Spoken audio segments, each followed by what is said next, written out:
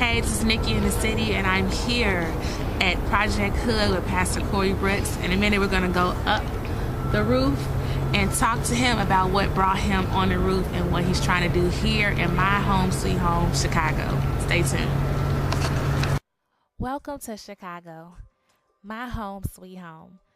Known for our beautiful skyline, unfortunately, Chicago is notoriously known for the violence that plagues our city. So much violence that it led Pastor Corey Brooks of New Beginnings Church in the Woodlawn area vowed to stay on top of an old super motel until enough money is raised to purchase the building and turn it into a community center.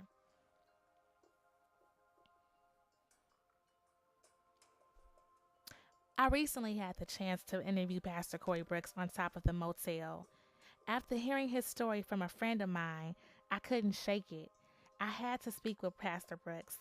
In my mind, he immediately became a modern-day MLK, and I wanted to let him know that his effort was not in vain. We often talk about what needs to be done in the African-American community, but here was somebody who was doing something. So I got on top of whatever you call this thing and made my way to the top. What I saw on top of that roof was nothing but amazing.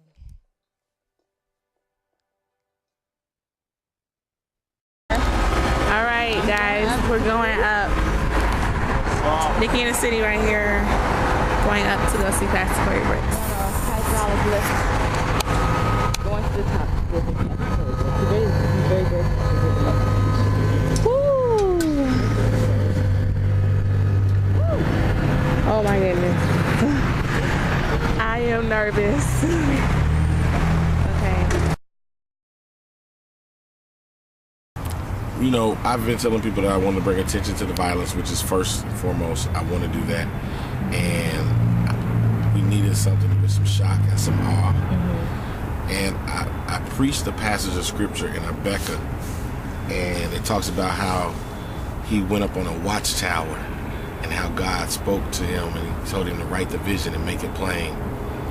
And ever since I preached that sermon about 4 weeks ago, that part about going up in the watchtower and getting away from people and leaving distractions below and going up to hear from God just would not leave my mind. So I think out of that sermon, that the idea was born, because in that sermon I talked about how God doesn't speak verbally or vocally. He speaks with a vision, and a vision is an idea. And so when God drops these ideas in your mind, that's God speaking. And so if you learn how to grab the idea, you can be blessed. And so that's how I came up with this idea. I really believe it's a godly idea, and I know it's God's idea, because there's no way I could have put all this together and got all the attention that it's gotten. So. Right. 17, but here's what's happened now that I've been up here so long. At first I was going to do 21 days, and now I'm like, however many days it takes for us to acquire the money, that's how long I'm going to be up here. And so I just stopped thinking about the days, because I didn't want to think about, okay, I've been up here 30 days. So I think it's 17. Yeah, I think it's 17. It's either 17, it's either 16, 17, or 18. One of those three. Okay. What makes it real to me is the fact that I can do a lot of other things for publicity stunts. I'm a pastor, so I preach in front of crowds all the time. So I don't need stuff to get a crowd. I know how to get a crowd, but it's more so about.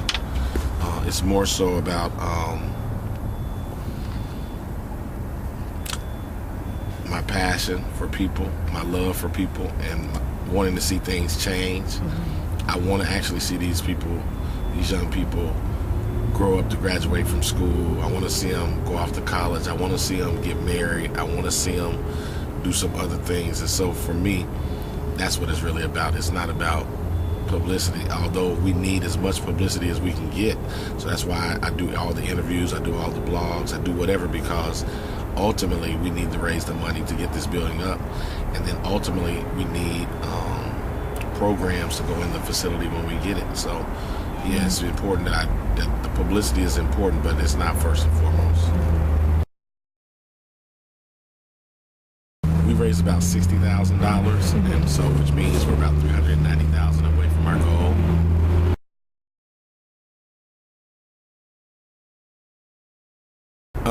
I've done 10 funerals, and of all of them, the 10 that we're talking about were young black males under the age of 25. A lot of times, because I have relationships and built relationships over the years with people who, you know, would be considered a hip-hop generation, they seek me out.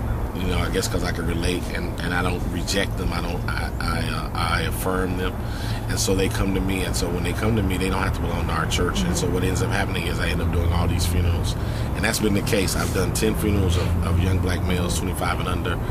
All of them have been murdered, gunshots. So that's why I'm up here, to try to prevent some of that stuff from happening, so another mother doesn't have to lose her son prematurely. You know, I tell people it's not about believer versus non-believer. It's about humanity, and we're all human, and all of these people, all these brothers and sisters who have had children to die, all of them haven't been believers. So the issue is not whether you're a believer or not. The issue is how you feel about humanity. How do you feel about people in general? And depending upon how you answer that question would depend on what a person will do.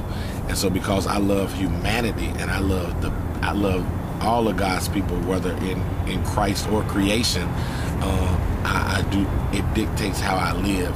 And so my reason for being on this roof and trying to get a center is not because I'm trying to do it for a group of believers. I'm trying to do this for the community at large. They may be Jewish, they may be Muslim, they may be an atheist. That's not the point. The point is that people need an opportunity to have a better life, and that's what I'm trying to do.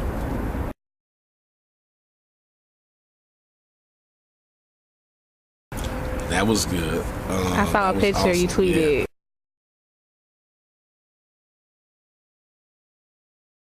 Yeah, that was awesome. We had about 700 men, and they marched all the way down from 66th to 63rd in the middle of the street, which was crazy because we didn't have a permit or anything, so they just took the street over. But I'd rather them take over the street for a good cause than to be running down the street to go see what happened and some kid got murdered. So to see all those brothers out, that was really good, and we're hoping to do it again on Wednesday at the same time, and this time we're going to have men and teenage boys. We're going to really stretch it. This will be the first time I'll share everything. I haven't shared the whole vision because people think that's just over the top. That's just too much, and they think it can't be done. But I have always had this philosophy, because I'm a believer, anything I do, it ought to exemplify my Father. And so I try to do it with excellence. If I take over an old dilapidated building, which we did, the skating rink, we put a lot of time and energy and effort into everything because we want it to be excellent. So when we do this center, we want God's fingerprint to be on it. And if it's God's fingerprint, that means it has to be over the top. It has to be like, I cannot believe this is in the hood.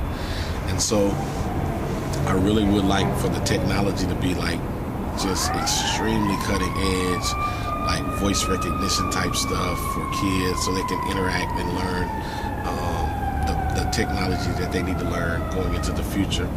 I also want it to be a green environment where they can learn a whole lot about the environment, and they can learn stuff that they would not learn any other place. And I want them to be able to do like rooftop gardening and stuff like that, and learn about solar energy. And so I want the building to be, highly technologically advanced, greenery advanced, and then I want to be able to have the arts and the theater and the community center and all the social things that we need for counseling, conflict resolution. And then that's one side, and then I would love for the other side to have the businesses, and I want us to have good businesses. Not that I'm not for the mom and pop store, but I want us to have some stable restaurants.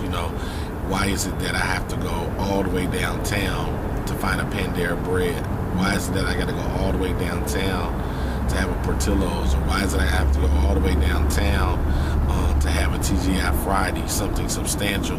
Why do I have to go all the way downtown or to 35th Street for FedEx Kinko's? The stuff like that enhances a community, and so we need those type of restaurants, we need those type of establishments, and that's what we're going to try to do. So we plan for this building to be just ridiculous.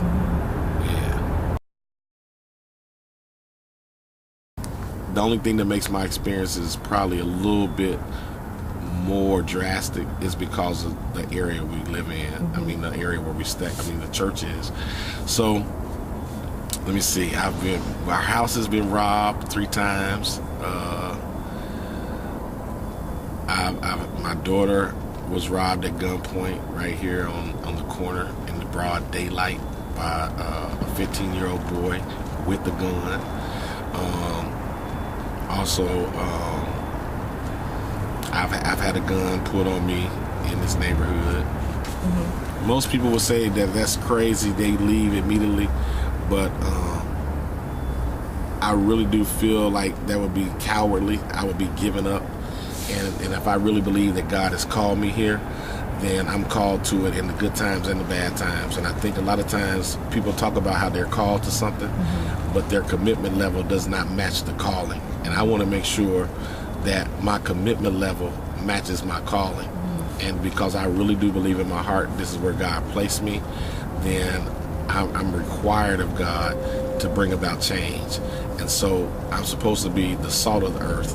I'm supposed to be the light of the world, and I take that seriously.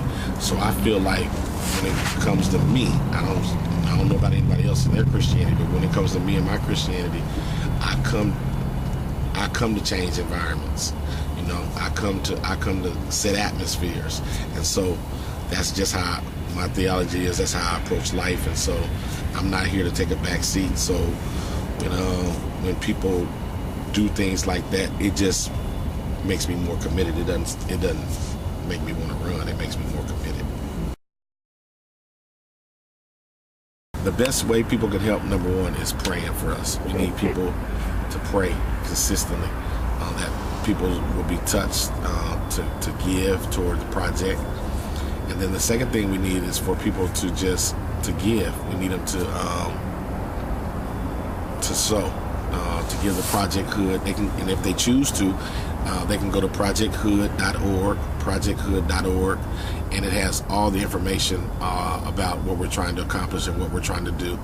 And if they choose to, they can always write a letter, or they can call our church, New Beginnings Church of Chicago, and the address is 6620 South King Drive, Chicago, Illinois, 60637. Or you can call our church at 773-326-4200. Thank you so much. Thank you all. I appreciate it. And those of you who are watching, thank you for watching. You are watching some great bloggers and great channels. So keep watching their stuff. They put out good stuff. Thank you. Nikki in the city, and just finished interviewing Pastor Corey Brooks inside the tent. As you can see, we are on the roof. Can you do like a little spin? So yeah, about to get ready and go down. Stay tuned. Coming down from the rooftop with Pastor Corey Brooks, I felt nothing but inspired. I wanted to take his message and spread it to everybody I know. I wanted to tweet it, Facebook it, YouTube it, whatever it takes to help him get the money. I mean, it's getting colder in Chicago. Holidays are coming up, but Pastor Brooks is dedicated to staying on top of the roof until the money is raised. So why not give $10 after watching this video, or $20, or whatever you can? It would definitely make a difference in the Woodlawn community. So go to www.projecthood.org and find out what you can do, and then spread the word. I can find a hood, baby.